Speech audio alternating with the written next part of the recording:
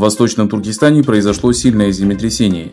Согласно заявлению Центра землетрясений в Китае, в 5 часов 5 минут по местному времени в городе Хотан произошло землетрясение силой в 6,4 балла. Эпицентр землетрясения, которое произошло на глубине 10 километров, находился в 279 километрах к юго-востоку от города. Власти Китая, как обычно, не предоставили информацию о разрушениях, пострадавших и погибших.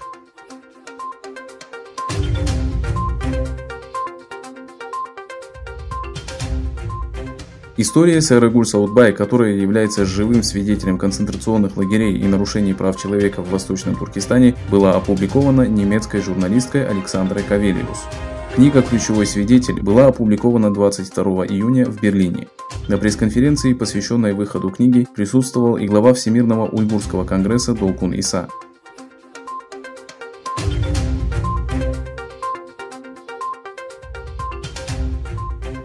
Согласно новостям китайской народной сети от 23 июня, по состоянию на конец мая этого года во внутренние районы Китая было выслано 271 600 уйгуров, которых Коммунистическая партия Китая использует в качестве дешевой рабочей силы.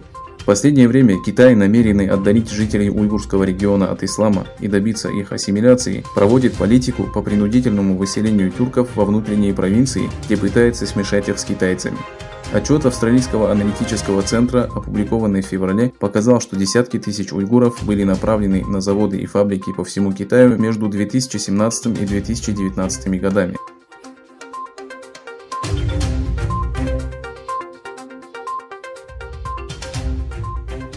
Пентагон заявил, что китайская армия контролирует и поддерживает 20 китайских фирм, включая технологическую компанию Huawei.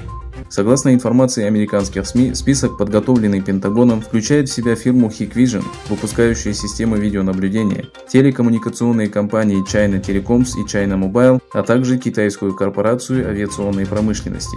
Отмечается, что этот список может подготовить почву для новых финансовых санкций против Китая. Администрация Пекина опровергла утверждение о том, что эти компании использовались Китаем для диверсий и пропаганды. Нужно отметить, что включение этих компаний в черный список Пентагона не налагают уголовное наказание напрямую.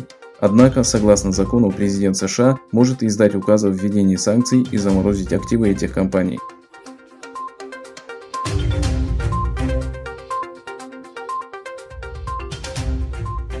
Выступая в четверг 25 июня в организованном германским фондом Маршалла веб-мероприятии «Брюссельский форум», госсекретарь США Майк Помпео обвинил Китай в краже европейских экономических стратегий. «Я не верю, что Коммунистическая партия Китая обращает внимание на ценности, которые мы хотим видеть в рамках НАТО», сказал Помпео и отметил, что США всегда открыты к установлению хороших отношений с Китаем, для чего, по его мнению, Китай не прилагает никаких усилий. Заявив, что Китай серьезно угрожает Индии, Малайзии, Индонезии, Вьетнаму и Филиппинам, Помпео подчеркнул, что по этой причине США начали смещать свои силы в этот регион. Сообщив, что Китай занимается плагиатом научной и экономической информации Евросоюза, злоупотребляя правилами общепринятой торговой системы, Помпео предупредил, что Евросоюз должен принять меры против Китая.